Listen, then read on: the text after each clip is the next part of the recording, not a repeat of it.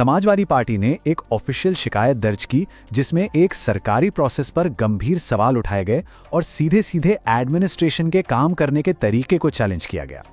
इसमें शामिल हैं खुद मैनपुरी की सांसद डिंपल यादव, से समाजवादी पार्टी के राष्ट्रीय अध्यक्ष अखिलेश यादव और प्रदेश अध्यक्ष श्यामलाल पाल के निर्देश पर किया गया है।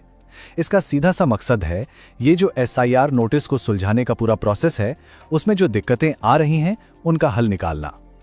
तो देखिए, एसआईआर प्रक्रिया के जो नोटिस हैं वो असल में मैपिंग किए गए वोटर्स को भेजे जाते हैं। ये ऑफिशियल नोटिस होते हैं और इन नोटिस के जवाब में वोटर्स को एक तय प्रक्रिया से गुजरना पड़ता है, मतलब वेरिफिकेशन और निपटारे के लिए खुद जाना पड़ता है। और यहीं पर आता है सबसे बड़ा पेच। मौजूदा सिस्टम ये है कि इन सभी नोटिस का निपटारा ब्लॉक हेडक्वार्टर में होता है, यानी वोटर्स को अपनी बात रखने के लिए एक सरकारी दफ्तर तक का चक्कर काटना पड़ता है। और ये परेशानी कोई छोटी मोटी नहीं है। जरा इन आंकड़ों पर नजर डालिए। मैनपुरी हो, भोगांव हो या किशनी, वोटरों को अपने काम के लिए काफी लंबी लंबी दूरी तय करनी पड़ रही है। समाजवादी पार्टी ने इसके लिए एक बहुत ही सीधा साधा समाधान भी सुझाया है।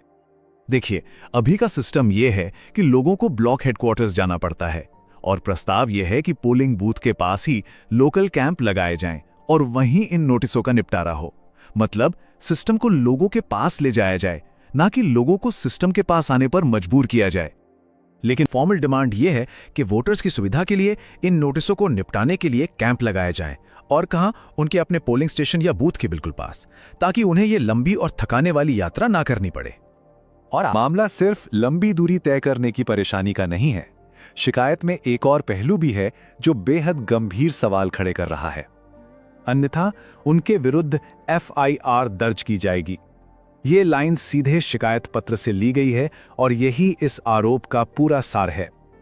कुछ वोटरों को एफआईआर यानी पुलिस में शिकायत दर्ज कराने की धमकी दी जा रही है। ये आरोप सीधे सीधे बलरामपुर जिले के अधिकारियों पर हैं। कहा यह जा रहा है कि जो भारतीय वोटर विदेश में रहते हैं उन पर वोटर लिस्ट से अपना नाम हटवाने का दबाव बनाया जा रहा है और इसके लिए उनसे जबरदस्ती फॉर्म 7 भरवाया जा रहा है, वो भी एफआईआर की धमकी देकर। और यहीं पर यह मामला बहुत ज्यादा संगीन हो जाता है। देखिए, फॉर्म 7 होता है वोटर लिस्ट से नाम कटवाने के लिए, जबकि विदेश में रहने वाले वोटरों के रजिस्ट्रेशन के लिए फॉर्म 6A होता है। तो किसी ओवरसीज वोटर को अपना नाम हटाने वाला फॉर्म भरने के लिए मजबूर करना, यह तो सीधे सीधे उनके वोट देने के अधिकार पर ही हमला है। पार्टी ने साफ साफ मांग की है कि इस कथित जबरदस्ती पर तुरंत रोक लगाई जाए और जो नाम गैर कानूनी तरीके से हटाए जा रहे हैं उस प्रक्रिया को भी फौरन बंद किया जाए। साथ ही वोटरों के अधिकारों की रक्षा के लिए एक्शन लेने को कहा गया है। तो कुल मिलाकर इस पूरी शिकायत के 2 बड़े मुद्दे हैं। पहला, स्थानीय वोटरों के लिए चुनावी प्रक्रिया में आसान पहुंच, और दूसरा, विदेशी वोटरों के लिए निष्पक्षता, ताकि उन्हें किसी भी तरह के दबाव से बचाया जा सके। और आखिर में ये दोनों ही मुद्दे एक ही जगह पर आकर जुड़ते हैं। शिकायत का तर्क बिल्कुल साफ है।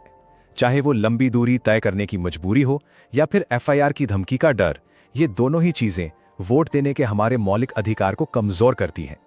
तो ये पूरा मामला हमें एक बहुत बड़े सवाल के साथ छोड़ जाता है। आखिर हमारी चुनावी व्यवस्था ऐसी कैसे बने जो हर एक वोटर के लिए, चाहे वो देश में हो या विदेश में, पूरी तरह से आसान और निष्पक्ष हो।